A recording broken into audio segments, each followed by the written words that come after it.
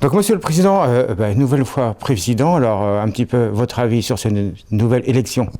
Eh ben, je suis très heureux de repartir pour une nouvelle aventure avec un nouveau mandat. En plus, un mandat, une élection qui a été faite le 3 décembre dernier, où chacun des membres était parfaitement conscient de ce qu'il faisait. L'intérêt d'arriver comme ça sur un deuxième mandat, c'est en fait, on a déjà une connaissance, ça veut dire qu'on ne va pas perdre du temps à se mettre au courant dans les différents dossiers. Ça veut dire qu'on va être opérationnel immédiatement. Ça veut dire que l'Office de tourisme, dans cette période un petit peu compliquée, a déjà beaucoup de choses à réinventer. Donc en fait, on aura une base solide. On l'a mis sur des bases solides lors du dernier mandat. On va se positionner de façon plus ferme et plus forte par rapport à des gens qui ont de nombreux nouveaux élus au comité de direction qui ont affiché leur volonté de s'imprégner et d'être force de proposition également.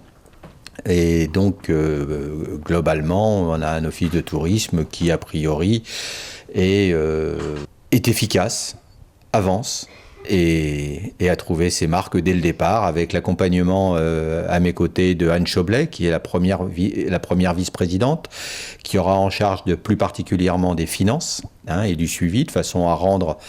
On sait bien le côté un peu aride des chiffres quand on nous les présente sur des grands panneaux. Je lui ai demandé, et elle est bien d'accord avec moi, que la présentation devra se faire de façon très pédagogique pour que chacun puisse s'imprégner des chiffres et puis mieux comprendre et mieux percevoir comment ça marche. Et puis Anne Ménard, qui est une représentante en fait des socioprofessionnels, donc elle-même vigneronne à Monnières, et qui s'occupera à la fois du développement, donc c'est le travail avec les collectivités, l'accompagnement des collectivités dans leurs propres projets, sur la partie commercialisation, donc en fait la vente de produits à ceux qui viennent nous voir, qu'ils soient des groupes ou qu'ils soient des individuels ou des entreprises.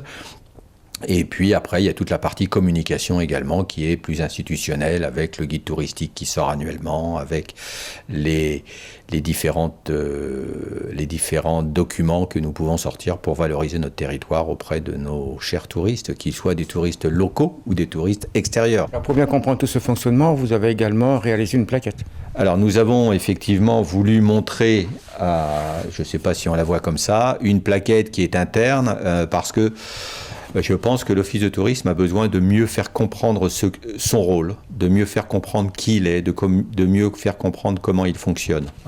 Et donc, sur proposition, il a été montré que une carte du territoire, alors je ne sais pas si les gens voient le territoire, c'est 27 communes, plus sur la partie labellisation histoire, art et histoire, Pays d'art et histoire, Vertou et Basse-Goulaine. L'Office de tourisme, c'est également 2 accueils, l'un à Clisson, l'autre à Valette.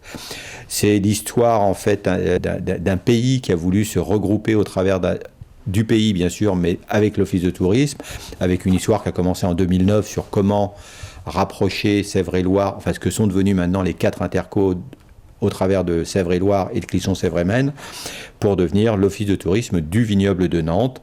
Ce document permet d'expliquer le fonctionnement de l'Office, où nous avons des élus, donc nous avons 12 élus, 6 de chaque interco, plus 12 socioprofessionnels, représentant à la fois les acteurs du territoire, que ce soit les fédérations professionnelles, par exemple la Fédération du vin, Fédération des maraîchers, que ce soit des acteurs du territoire en tant que lieu d'accueil sur le territoire, et puis également la 25e personne, parce que si on était 24, on pourrait tomber à un 12-12, donc c'est toujours compliqué quand il y a une décision à prendre. Le président du pays, en l'occurrence c'est Marie Valin, qui est élu d'office à l'Office de tourisme. Donc sur cette même plaquette, il y a bien sûr la marque de territoire que tout le monde connaît, qui s'appelle Tiamo, le vignoble de Nantes, qui aujourd'hui est devenue une vraie référence, qui a été connue, qui a été reconnue. Après, nous parlons évidemment de toutes les filières de l'Office de tourisme. Donc nous avons la filière patrimoniale, bien sûr, puisqu'en fait, nous avons la chance d'avoir quand même beaucoup de choses importantes en termes de patrimoine sur le territoire. Il y a les bords de Loire. La Loire est quand même le premier... Enfin, c'est un patrimoine de l'humanité quand même, l'UNESCO, pardon, je crois. Nous avons bien sûr Clisson, mais nous avons aussi de multiples lieux qui nous rappellent que ce vignoble est tout à fait exceptionnel. Nous avons bien sûr le no-tourisme, bien sûr, le vignoble. Ça commence par le no-tourisme. On commence à déguster les bons nectars qui nous sortent là, et en particulier les nouveaux crus qui sortent et qui ne font que valoriser le produit. Les itinérances, c'est plus de 40 circuits qui sont sur le territoire de marche à pied.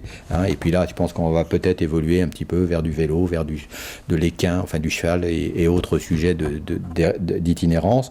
Et bien sûr, dans un de nos rôles est également de s'occuper de l'événementiel au travers des Montmartre à Clisson, de Muscadet-Tours, de Randissimo, de rentrée du vignoble à vélo, où là nous accompagnons à des niveaux divers en fait, où nous organisons même la totalité.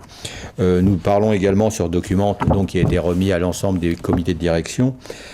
Les chiffres 2019, donc c'est plus de 300 000 visiteurs recensés, c'est plus de 8 millions de retombées économiques sur le territoire, c'est 2700 lits répartis sur 120 établissements, donc c'est aussi bien des hôtels, des hôtelleries de plein air ou camping, des gîtes que des chambres d'hôtes, et puis c'est plus de 200 000 nuitées touristiques.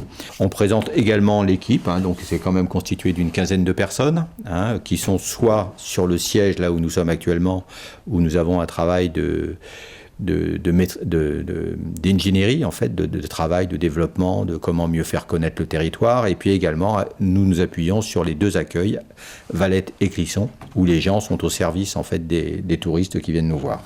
Voilà. C'est une belle aventure qui recommence avec une équipe tout à fait de première qualité, qui sont tous des passionnés de tourisme. Au niveau de l'accompagnement, il y a l'accompagnement également au niveau des collectivités et également au niveau des entreprises. Alors comment est-ce que vous pouvez les accompagner ?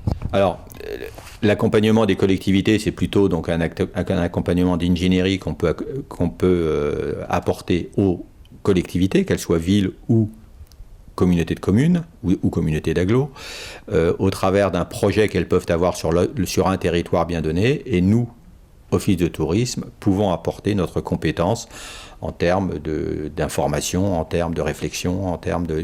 Je vais donner un exemple précis.